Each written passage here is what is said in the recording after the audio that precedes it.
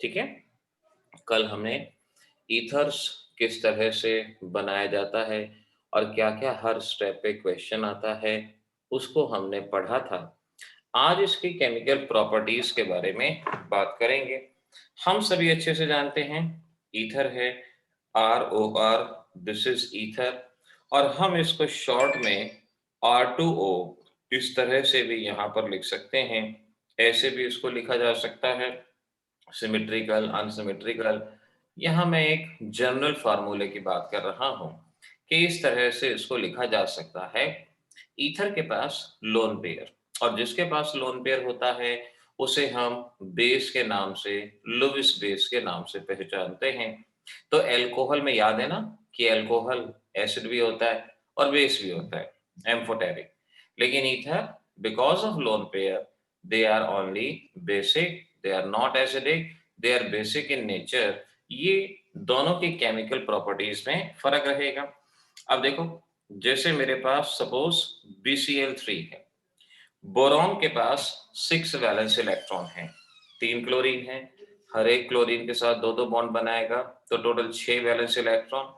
और जो electron gain कर सकता है उसे लुईस एसिड कहा जाता है, और जो इलेक्ट्रॉन डोनेट कर सकता है उसे लुईस बेस कहते हैं। तो हम कहेंगे कि यहाँ पर ये लुईस बेस की तरह बिहेव करेगा। लोन पेयर है, लोन पेयर बॉन्ड बनाएगा इस तरह से, और ये हमारे पास एक स्पीशीज यहाँ पर फॉर्म हो रही है। लुईस एसिड बेस कॉम्प्लेक्स इसको कहा जाएगा। और इन जनरल, बिल्कुल सही नाम दक्ष ने बताया, ईथरेट। ये इस कैटेगरी को ईथरेट्स कैटेगरी के नाम से पहचानते हैं। तो बन गया क्वेश्चन 1 नंबर का, व्हाट आर ईथरेट्स? ईथरेट्स क्या होते हैं? तो ईथरेट्स अब हम यहाँ बता सकते हैं कि इस तरह के कंपाउंड जहां पर ऐसे ईथर लुईस बेस की तरह एक्ट कर रहा है, या सिंपली कह सकते हो Lewis acid base complex of ether, इन्हें ईथरेट्स के नाम से पहचानते हैं। Good evening Shruti. इन्हें ईथरेट के नाम से हम पहचानते हैं, ये याद रखना। ये रिएक्शन BCl3 के साथ भी हो सकती थी। ये रिएक्शन कोई भी लुईस एसिड हो, उन सभी के साथ रिएक्शन ये हो सकती है। अगर आपसे ये पूछें R2O, अच्छा बताओ कौन बच्चा इस रिएक्शन को बताएगा कि यहाँ पे प्रोडक्ट क्या बनेगा? कौन बच्चा बताएगा? ये मैंने 2 चीजें दी हैं, बताओ चलो। बनने वाला प्रोडक्ट, अमोनिया से वाली रिएक्शन जनरली क्लास अमोनोलिसिस कहलाई जाती है। हम अच्छे से जानते हैं अमोनोलिसिस, इसका नाम वही रहता तो है। पूछ रहा हूँ, ले लो।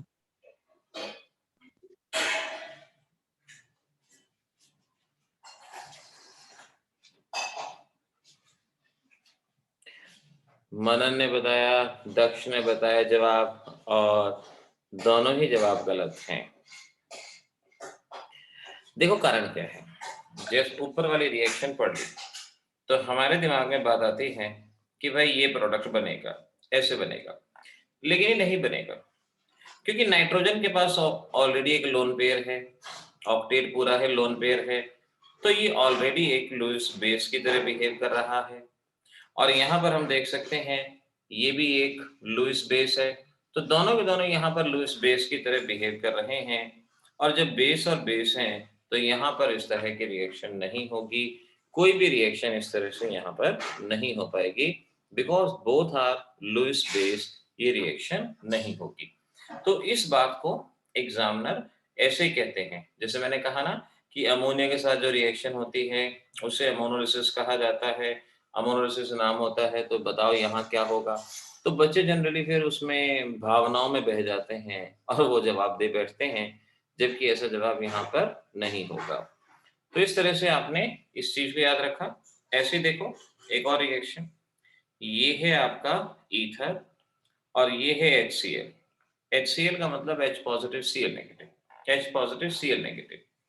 अब सपोज क्या हुआ, लोन पेयर ने लोन पेयर ने यहाँ पर इसको एक्सेप्ट किया, ये लोन पेयर है, यहाँ पर लोन पेयर ने प्रोटॉन को एक्सेप्ट किया, और R2OH, और ये पॉजिटिव और ये Cl नेगेटिव। लोन पेयर ने प्रोटॉन को एक्सेप्ट किया, पॉजिटिव चार्ज आएगा, पॉजिटिव से Cl नेगेटिव कंबाइन हो गया। जो प्रोटॉन को गेन करता है ब्रोंस्टेड बेस कहलाया जाता है, ब्रोंस्टेड बेस उसको कहा जाता है। तो R2O यहाँ पर एक ब्रोंस्टेड बेस की तरह बिहेव कर रहा है। और ऐसी स्पीसीज जहां ईथर ब्रोंस्टेड बेस की तरह बिहेव करता है, ऑक्सोनियम सॉल्ट के नाम से पहचानते हैं, ऑक्सोनियम सॉल्ट उसे कहा जाता है। तो इस तरीके से यहाँ पर आपका जवाब हो जाएगा कि ये है आपका ऑक्सोनियम सॉल्ट। ऑक्सोनियम सॉल्ट क्या हुए आपके पास? ऑक्सोनियम सॉल्ट का मतलब हुआ कि जहां पर ईथर लुविस बेस की तरह बिहेव कर रहा है, उसे ऑक्सोनियम सॉल्ट के नाम से हम पहचानेंगे। तो ये दो क्वेश्चन यहाँ पर आपको याद रखने होंगे। एक कि आप ब्रोंस्टेड बेस किसे कहा जाता है, और ईथरेट, ऑक्सोनियम, इन चीजों को यहाँ पर आपको याद रखने की जरूरत होगी, ये समझना। तो ये शुरुआत की जो रिएक्शन थी उसमें ये इस तरह से यहाँ पर फॉर्म होता है, बनता है। अब आगे देखो, इसी HCl यानी इंपॉर्टेंट, अब जो चीज बताने वाला हूं important, action of halogen acid, action of halogen acid, और हेलोजन एसिड के साथ देखते हैं क्या रिएक्शन होगी। अब इस चीज को समझना, हेलोजन एसिड, HCl भी आपके पास हेलोजन एसिड है, ये भी आप ध्यान रखो। लेकिन यहाँ पर पूरी रिएक्शन के बारे में बात कर रहे हैं कि कंप्लीट रिएक्शन आखिर होगी तो किस तरह से होगी, इसके बारे में समझना। देखो बड़े आराम से, 3 टाइप्स की होती है। देखो पहले वाला तो क्या था कि वो सिंपल एक एसिड बेस कैरेक्टर की बात थी। अब यहाँ पर हम बात कर रहे हैं action of halogen acid. Now पहला है नो सॉल्वेंट, जब सिर्फ हेलोजन एसिड हो और साथ में कोई सॉल्वेंट ना हो। पहले लिमिटेड के बारे में बात कर लो, कोई सॉल्वेंट यहाँ पर ना हो। दूसरा नॉन एक्वस हो, पानी ना हो, मतलब कहने की बात है वाटर नहीं होना चाहिए, या कोई नॉन पोलर हो, नॉन पोलर। जैसे आपसे कह दिया कि भाई HCl आपके पास है, और HCl in presence of CS2, HCl in presence of CCl4, इस तरह से अलग अलग तरीके से आपको यहाँ पे बता दिया चीजें प्रेजेंट है। तो देखो किस तरह से इसको किया जाएगा। यहाँ पर लिमिटेड, लिमिटेड HCl या HBr कुछ भी हो, लिमिटेड हेलोजन एसिड आपके पास प्रेजेंट है, लेकिन कंडीशन क्या है, पानी नहीं है, नॉन एक्वस। अब देखो जनरल क्या होता है, अगर ये आपके पास ईथर है, ये आपके पास HCl है, HBr है, कुछ भी है, तो जब इसको थोड़ी देर तक पड़ा रहने देते हैं तो रिएक्शन ऐसे होती है कि एक अल्काइल ग्रुप और हेलोजन, एक अल्काइल ग्रुप और हेलोजन, RCl बाहर जाता है, हाइड्रोजन ऑक्सीजन के साथ कनेक्ट होता है, एल्कोहल बनता है। मींस आपके पास जो रिएक्शन होगी उसके अंदर अल्काइल हैलाइड होगा, एल्कोहल बनेगा, ये आपको ध्यान रखना। लेकिन अगर दोनों अल्काइल ग्रुप सेम हैं तब तो ऐसा होता है, अगर दोनों अल्काइल ग्रुप सेम हैं, कोई भी अल्काइल ग्रुप हेलोजन के साथ और कोई भी अल्काइल ग्रुप आपका हाइड्रोजन के साथ, यानी किसी का भी एल्कोहल और किसी का भी अल्काइल हैलाइड यहाँ पर फॉर्म होगा। लेकिन इन केस ऑफ अनसिमेट्रिकल, अगर आपके पास अनसिमेट्रिकल ईथर है, अनसिमेट्रिकल ईथर यानी क्या हुआ, जैसे CH3O CH2 CH3, अब ये हो गया, इसके ऊपर रिएक्शन करवाते हैं आप HCl की। HCl अगर एक्सेस नहीं लिखा है तो उसको लिमिटेड माना जाएगा, अगर एक्सेस नहीं लिखा है तो लिमिटेड यहाँ पर उसको माना जाएगा। जैसे सिर्फ HCl लिखा है, सिर्फ HCl लिखा है तो ये लिमिटेड माना जाएगा। और ये कंडीशन देखो, कोई और सॉल्वेंट नहीं है, नॉन एक्वस है, पानी नहीं है, कोई नॉन पोलर अगर होता तो ठीक है, यानी यहाँ पे वाटर नहीं है। आपने मेनली इसी बात पे ध्यान देना है कि वाटर है या नहीं है।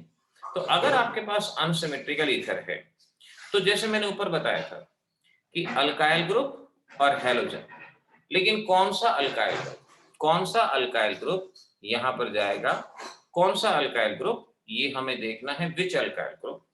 तो इस बात में समझना, छोटा अल्काइल ग्रुप हैलोजन के साथ बाहर जाएगा। छोटा अल्काइल ग्रुप हैलोजन के साथ बाहर जाएगा, CH3Cl, और इस तरह से हम अपने प्रोडक्ट को बनाएंगे। यानी छोटा अल्काइल ग्रुप Cl ये बाहर जाएगा और CH3CH2OH इथेनॉल और मिथाइल क्लोराइड ये यहाँ पर फॉर्म होगा। इथेनॉल और मिथाइल क्लोराइड। एक्चुअल में छोटा अल्काइल ग्रुप कहना थोड़ा सा बेटर नहीं है। हमें ये कहना चाहिए कि halogen halogen goes with less stable carbocation, less stable carbocation. Halogen goes with less stable carbocation. ये हमें यहाँ पर बोलना चाहिए लेस स्टेबल कार्बोकेटाइन, इस बात को यहाँ पर ध्यान रखना। अब आपको पता होना चाहिए कि CH3 पॉजिटिव, और उसके बाद स्टेबिलिटी के हिसाब से अगर हम देखें, मिथाइल सबसे कम स्टेबल होता है, फिर प्राइमरी, फिर सेकेंडरी, और फिर टर्शरी, और उसके बाद रेजोनेंस।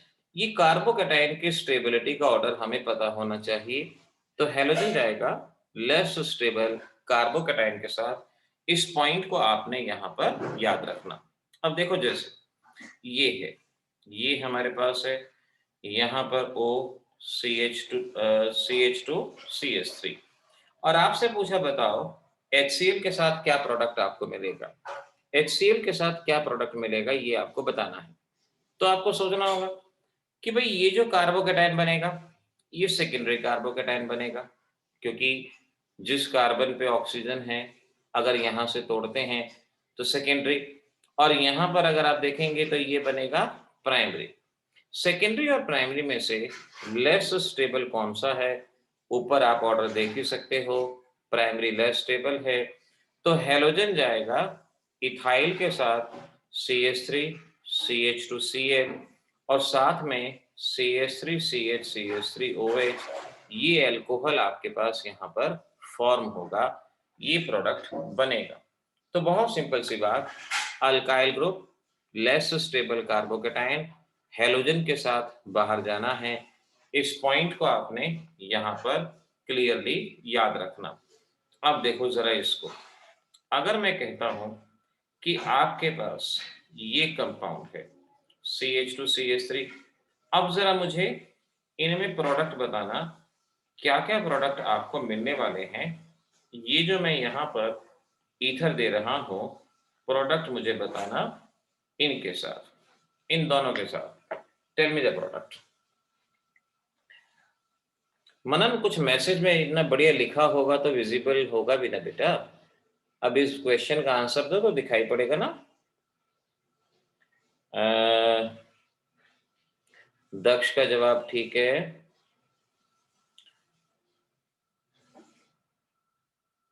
पलक, पहले में आपने जो ये इथेनॉल लिखा है, और ओके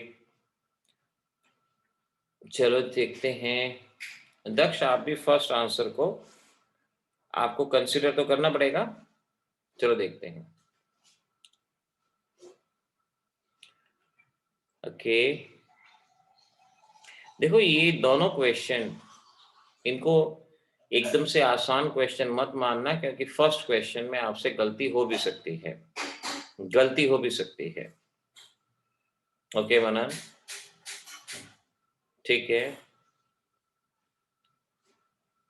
श्रुति का भी जवाब चलो ठीक है, सही है, करेक्ट। बॉन्ड स्प्लिटिंग के बारे में ध्यान रखना, जहां पार्शियल डबल बॉन्ड होगा वहां बॉन्ड आसानी से नहीं टूटेगा, इस पॉइंट को भी ध्यान रखना, जहां पार्शियल डबल बॉन्ड होगा। ओके पलक, ठीक है, ठीक है। चलो मैं अभी आपके सिर्फ ना प्रोडक्ट नोट कर रहा हूँ, क्योंकि कुछ के गलत भी हैं। अभी आपको मैं बताता हूँ क्या है क्या नहीं। पलक, मैं अभी एक्सप्लेन करता हूँ बेटा, क्योंकि थोड़ी एरर है, आपने जो पूछा है ना उसमें एरर है, बताता हूँ। क्योंकि वो थोड़ा सा पॉइंट ऐसा है कि उस पॉइंट को इंडिविजुअली समझना होगा। पहले जरा सेकंड क्वेश्चन को देख लो। सेकंड क्वेश्चन को देख लो। हमारे पास अगर यहां से बॉन्ड तोड़ता हूं, ये अलाइल कार्बोकैटायन जो कि रेजोनेंस स्टेबलाइज होगा, रेजोनेंस स्टेबलाइज होगा, स्टेबल है। ये इथाइल कार्बोकैटायन, तो इथाइल कार्बोकैटायन और अलाइल कार्बोकैटायन में से अगर हम देखें, इथाइल वाला लेस स्टेबल है, हेलोजन लेस स्टेबल वाले के साथ जाएगा। तो सेकेंड रिएक्शन में आप अपने प्रोडक्ट को देख लो, CH2 CH CH2 OH, ये आपको मिलेगा सेकेंड रिएक्शन में। ओके अर्जुन, ठीक है अर्जुन, ये हमारे पास सेकेंड रिएक्शन में, माही का भी ठीक जवाब है। सेकेंड रिएक्शन के प्रोडक्ट देख लो, जो स्टेबल कार्बोकैटायन है और लेस स्टेबल है, लेस स्टेबल के साथ हेलोजन बाहर जाएगा, ये हमने यहां पर देखा। अब फर्स्ट वाले को देखो। फर्स्ट वाले में यही प्रॉब्लम है कि कई बार क्या होता है ना कि कंसेप्ट हम रट लेते हैं लेकिन फिर भी हमारे जवाब सही नहीं जाते, कुछ छोटे मोटे कारण होते हैं। अब वो कारण देखो यहां पर आएगा। अब एक्चुअल में क्या है, यहां पर इतने पोर्शन में कॉन्जुगेशन है, कॉन्जुगेशन है तो रेजोनेंस है, रेजोनेंस है तो ये बॉन्ड पार्शियल डबल बॉन्ड होगा, और पार्शियल डबल बॉन्ड होने की वजह से ये बॉन्ड आसानी से नहीं टूटेगा। यानी अगर आप सोचो कि मैं इस बॉन्ड को तोड़ दूं, आप नहीं तोड़ पाओगे, क्योंकि पार्शियल डबल बॉन्ड है, ये बॉन्ड आसानी से नहीं टूटेगा। तो सिर्फ इधर का बॉन्ड टूटेगा, यही ऑप्शन है कि ये बॉन्ड टूटेगा।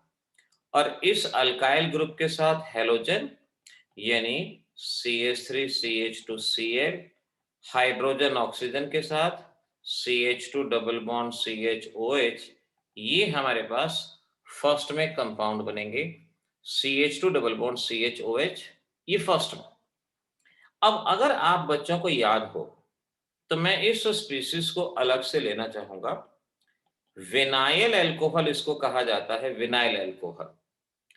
और इस विनाइल अल्कोहल में आप देख पाएंगे यहां पे टॉटोमेरिज्म की कंडीशन है, हाइड्रोजन इधर, पाई बॉन्ड इधर, और इस तरह से ये कन्वर्ट हो जाएगा एल्डिहाइड में, एल्डिहाइड में ये कन्वर्ट होगा।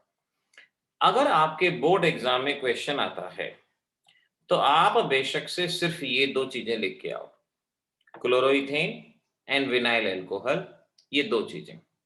लेकिन अगर कॉम्पिटिटिव में क्वेश्चन आता है और वहां ऑप्शन में विनाइल अल्कोहल भी है और एसिटाल्डिहाइड भी है, तो आपने एसिटाल्डिहाइड को मार्क करना है, विनाइल अल्कोहल को मार्क नहीं करना, क्योंकि एसिटाल्डिहाइड टॉटोमेरिज्म के बाद यहां पर फॉर्म होता है। तो कॉम्पिटिटिव और बोर्ड एग्जाम के जवाब में थोड़ा सा फर्क हो जाएगा। अगर एसिटाल्डिहाइड ऑप्शन में नहीं है तब आप बेशक से विनाइल अल्कोहल का ऑप्शन ही वहां पर लिख के आए, लेकिन अगर एल्डिहाइड का ऑप्शन है तो आपने वहां कॉम्पिटिटिव एग्जामिनेशन में एल्डिहाइड को मेंशन करना है। ये पॉइंट यहां पर अच्छे से याद रखना, ये पॉइंट यहां पर समझना होगा आपको। तो ये हमारे जो पॉइंट था इसको क्लियरली। दूसरा आता है इन एक्वस सॉल्यूशन, यानी अगर पानी भी है, अगर पानी भी है, जैसे CH3 oxygen, CH2 CH3 HCl aqueous. अब यहां पर वाटर भी प्रेजेंट है, अगर वाटर भी है तो रिएक्शन होती है SN1 मैकेनिज्म से, और रिएक्शन होती है स्टेबिलिटी ऑफ कार्बोकैटायन के विद रिस्पेक्ट, यानी हेलोजन उस ग्रुप में जाएगा जो स्टेबल कार्बोकैटायन होगा, हेलोजन उस ग्रुप में जाएगा जो स्टेबल कार्बोकैटायन होगा। अब आप देख सकते हो ये है मिथाइल कार्बोकैटायन और ये है प्राइमरी, प्राइमरी वाला ज्यादा स्टेबल है, तो हेलोजन प्राइमरी वाले के साथ CH3 CH2Cl और साथ में CH3OH, ये हमारे पास बनेगा। लेकिन अगर इसी रिएक्शन में आपके पास इस तरह से होता कि सिर्फ HCl लिखा है, पानी नहीं। अगर पानी नहीं है तो ये SN2 रिएक्शन होती है और वहां पर हैलोजन लेस स्टेबल कार्बन के साथ, लेस स्टेबल कार्बोकैटायन के साथ, यानी CH3 और Cl, ये यहां से बाहर जाते और एल्कोहल आपके पास बनता, ये आपका प्रोडक्ट यहां पर होता। तो दोनों रिएक्शन में प्रोडक्ट के डिफरेंस को समझना, खास तौर पे कॉम्पिटिटिव में, बोर्ड में। अब क्योंकि इस साल का जो पैटर्न है वो MCQs वाला पैटर्न है, तो वी कांट से वहां पर कैसे क्वेश्चन आ सकते हैं, नहीं, वहां पर ये ऐसे क्वेश्चन आ सकते हैं। तो इसीलिए ये छोटी मोटी बातें थोड़ा सा आपको दिमाग में रखनी होंगी, याद करनी है। अच्छा ये देखो, ये है, मैंने ये ईथर दिया आपको और मैंने फिर कहा HCl एक्वस, और एक बार मैंने ये ईथर दिया आपको और यहां पर मैंने कहा HCl एक्वस। ये second reaction important reaction, anisole पे HCl एक्वस और HCl सिंपल। चलो दोनों ही बताना, एक HCl एक्वस में भी और एक अगर HCl नॉर्मल दिया हुआ है, यहां प्रोडक्ट बताना। देखते हैं क्या आएगा यहां पर, क्या प्रोडक्ट बनता है, देखते हैं फटाफट। दो चीजें दी हैं, ओके।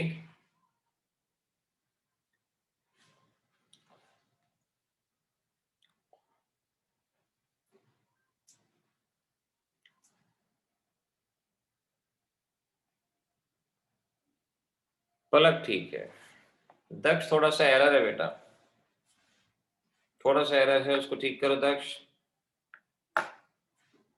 ध्यान से करो। दोनों में देखो, रेजोनेंस डोमिनेटिंग फैक्टर होता है। कहीं भी अगर रेजोनेंस आता है तो आपने उस बात को जरूर देखना है, जरूर सोचना है। दक्ष दोनों ही जवाब को दोबारा से चेक करो, दोनों ही आंसर को। पहले केस में अगेन, अच्छा व्हाट्सएप पे भेजा है तान्या ने, तो प्रियांशु का भी जवाब है क्या? अच्छा ठीक है तान्या, पहला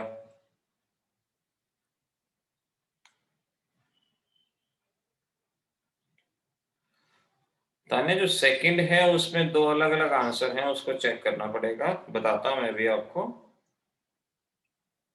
ठीक है। आप उस बात को मत भूलो कि आपके पास रेजोनेंस एक ऐसा फैक्टर होता है कि जहां पार्शियल डबल बॉन्ड होता है वहां पर बॉन्ड नहीं टूटता। हमेशा आपको कार्बोकैटायन कह के उलझाया जाएगा, लेकिन कार्बोकैटायन से पहले रेजोनेंस देख लो।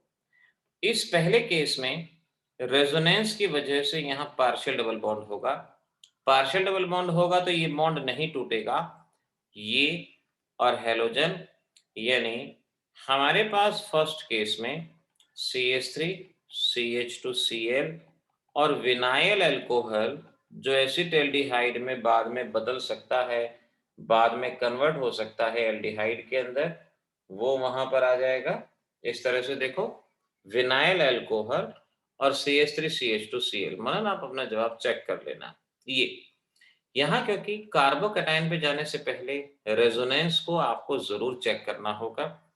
दूसरे केस में भी क्योंकि ऑक्सीजन का लोन पेयर रिंग के साथ रेजोनेंस में होगा तो यहाँ पार्शियल डबल बॉन्ड होगा और इस वजह से ऑक्सीजन और रिंग का बॉन्ड नहीं टूटेगा, तो यहाँ मिथाइल, यहाँ हेलोजन CH3Cl बाहर जाएगा और OH यहाँ कनेक्ट हो जाएगा। सिमिलरली HCl जो दूसरा है वहां पर भी सेम रहेगा, क्योंकि पार्शियल डबल बॉन्ड की वजह से वो बॉन्ड नहीं टूटेगा और इसीलिए दोनों केसेस में प्रोडक्ट बिल्कुल सेम रहेंगे, दोनों के जवाब सेम रहेंगे। मैं यहाँ पर कोई नॉर्मल क्वेश्चन भी आपसे पूछ सकता था, श्रुति आप ध्यान रखो, अगर नॉन एक्वस होता पहला तो भी यही बनता।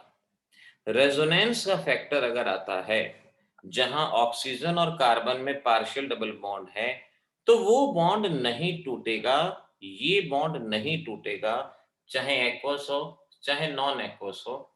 दूसरा बॉन्ड टूटेगा और वहां पे आपका प्रोडक्ट बनेगा। तो जहां रेजोनेंस आ गया ऑक्सीजन के साथ, वहां पे ना तो आपका एक्वस काउंट करेगा ना नॉन एक्वस काउंट करेगा, आपका प्रोडक्ट वहां पे हमेशा सेम रहेगा। अच्छा, अब ज़रा इसमें देखो, एक ये और बता दो, ये मैंने आज शाम को ही इंस्टाग्राम और यूट्यूब कम्युनिटी में पूछा है कि ये अगर हमारे पास है, यहाँ, इसके प्रोडक्ट बता दो, क्या बनेंगे? ये तो बता ही सकते हो। इसमें तो होपफुली सभी बच्चों का जवाब करेक्ट आएगा। जल्दी से बता दो। इसमें उम्मीद है, सारे सही जवाब देंगे।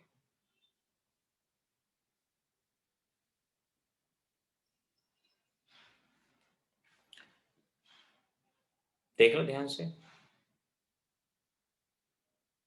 मनन, रेजोनेंस कार्बोकैटायन ज्यादा स्टेबल होता है, लेकिन जहां ऑक्सीजन रेजोनेंस में आ गया वो बॉन्ड नहीं टूटता, क्योंकि ऑक्सीजन वाला फिर कार्बोकैटायन नहीं बनाएगा।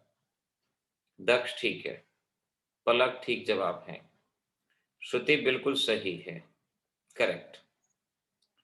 कार्बोकैटायन की स्टेबिलिटी में रेजोनेंस का मतलब कुछ और है, लेकिन यहां पर तो मैं बॉन्ड टूटने की बात कर रहा हूं। माही बिल्कुल ठीक है, आपका जवाब करेक्ट, बिल्कुल सही। क्योंकि यहां ऑक्सीजन रेजोनेंस में नहीं है, तो वो रेजोनेंस वाला जो फैक्टर है वो यहां पर काउंट नहीं होगा, क्योंकि ये रेजोनेंस में नहीं है। ध्यान से, ताने ध्यान से देखना बेटा, आपने जो मैसेज भेजा था, हाँ देख लिया मैंने।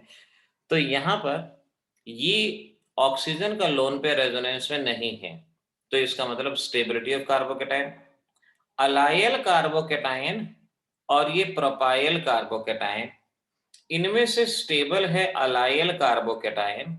आप समझ सकते हो अलाइल, तो ये हैलोजन यहां पे कनेक्ट होगा CH2CH CH2Cl, और साथ में CH3CH2CH2, और आपका क्या बना OH, ये यहां पर फॉर्म होगा।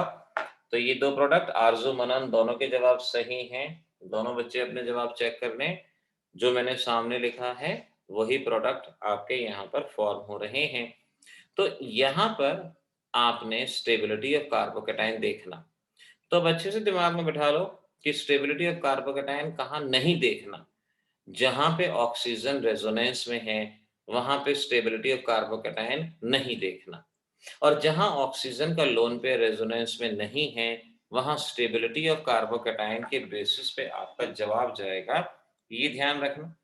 अब अगर है एक्सेस ऑफ HCl, अब एक्सेस ऑफ HCl है, चाहे एक्वस है चाहे नॉन एक्वस है, कोई फर्क नहीं पड़ता। जैसे ये आपका ईथर है, this is ether, this is, ये ईथर है। एक्सेस ऑफ HCl का मतलब, आप सपोज दो HCl ले लें, दो HCl, क्योंकि दो अल्काइल ग्रुप है तो दो मान लें।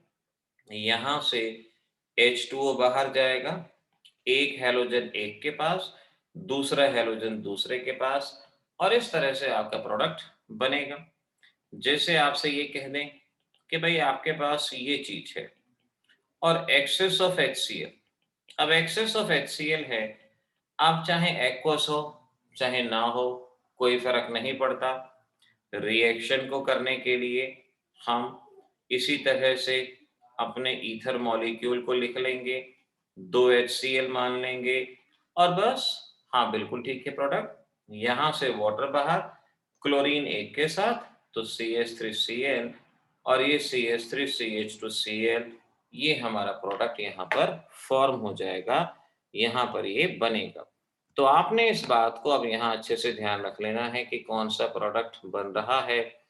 और देखो चीजें आसानी से होती हैं, बस उसको ज्यादा डिफिकल्ट हम तब अपने लिए कर बैठते हैं जब हमें वो सीक्वेंस पे रिवाइज नहीं होता। ये सारे इंपॉर्टेंट पॉइंट ईथर के आपको बताए, कोई भी क्वेश्चन इससे बाहर आपके पास नहीं जाएगा, इस बात में ध्यान रखना। चलो ठीक है मनन बेटा, यही तो प्रॉब्लम है ना कि ऐसा बोर्ड में नहीं होता। Action of air and light, action of air and light. अब ये भी देखो, 2 क्वेश्चन बचे हैं अब बस एग्जाम के लिए। अब जैसे क्या है, आपके पास ये ईथर है, ये ईथर। अब ईथर का सैंपल अगर आपने पढ़ा हुआ छोड़ दिया, यानी लैब वगैरह में, हाँ बिल्कुल ठीक है श्रुति, लैब वगैरह में क्या होता है, सामान रखते हैं, बॉटल्स में ईथर होता है, तो बॉटल खोलते हैं, ईथर बाहर निकालते हैं, तो उसमें ऑक्सीजन घुस जाती है, लाइट भी वहां पे होती है। तो इसकी प्रेजेंस में रिएक्शन देखो क्या होती है, एल्फा कार्बन, चाहे राइट वाला चाहे लेफ्ट वाला, कोई भी एल्फा कार्बन, किसी भी एक एल्फा कार्बन का हाइड्रोजन अलग से दिखा दो, किसी भी एक का, और यहां पे 2 ऑक्सीजन ऐड करा दो, 2 ऑक्सीजन, चाहे लेफ्ट में चाहे राइट में 2 ऑक्सीजन ऐड करा दो, इसे ईथर पेरोक्साइड कहते हैं। पेरोक्साइड का मतलब जहां ऑक्सीजन ऑक्सीजन में सिंगल बॉन्ड होता है उसे पेरोक्साइड कहा जाता है। तो ये ईथर पेरोक्साइड यहां पर हमारे पास बन रहा है। अब इस ईथर पेरोक्साइड की क्या खास बात है, एक्सप्लोसिव, ये एक्सप्लोसिव होता है, this is explosive in nature. Lab में ये क्वेश्चन ना आपकी पूरी केमिस्ट्री में 2 कंपाउंड में आते हैं, एक KMnO4 में आता है और एक ईथर में आता है। क्वेश्चन ऐसे आएगा कि भाई एक स्टूडेंट है, लैब में काम कर रहा है, ऑर्गेनिक कंपाउंड हैं, और तभी वहां एक्सप्लोजन हो गया, बताओ क्या हुआ होगा। अगर इस तरह का क्वेश्चन आता है कि लैब में एक्सप्लोजन हुआ ऑर्गेनिक कंपाउंड से, तो आपका जवाब होगा क्योंकि वहां पर ईथर पेरोक्साइड होगा। ईथर पेरोक्साइड को अगर आप हीट करते हैं तो ये एक्सप्लोड कर जाता है, ये एक्सीडेंट का कारण होता है। तो एक्सप्लोजिव इन नेचर, आपने इस बात को ध्यान रखना है।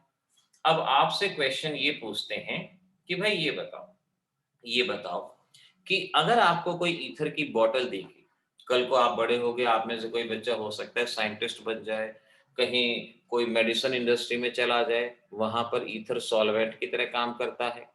अब ईथर का अगर कोई सैंपल है, आपको कैसे मालूम पड़ेगा कि उसमें पेरोक्साइड है या नहीं। यानी आपको किसी ने कोई सैंपल दे दिया और कहा कि जाके प्रैक्टिकल करो। अब आपके मन में ये डाउट हमेशा बना रहेगा कि भाई अगर पेरोक्साइड हुआ तो ये एक्सप्लोड कर जाएगा, एक्सीडेंट हो जाएगा, और अगर पेरोक्साइड नहीं हुआ तो ये सेफ है।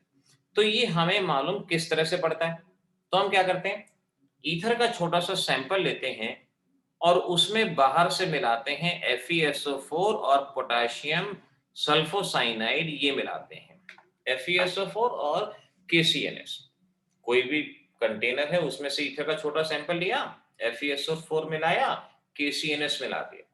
अगर वहां पे ब्लड रेड कलर आ जाए, मतलब खतरा है, ब्लड रेड कलर आ जाए, रेड कलर का सॉल्यूशन हो जाए, खतरा है, यानी उसमें पेरोक्साइड बना हुआ है, आप डायरेक्ट हीट नहीं कर सकते, डायरेक्ट हीट करेंगे तो वहां एक्सप्लोजन हो जाएगा।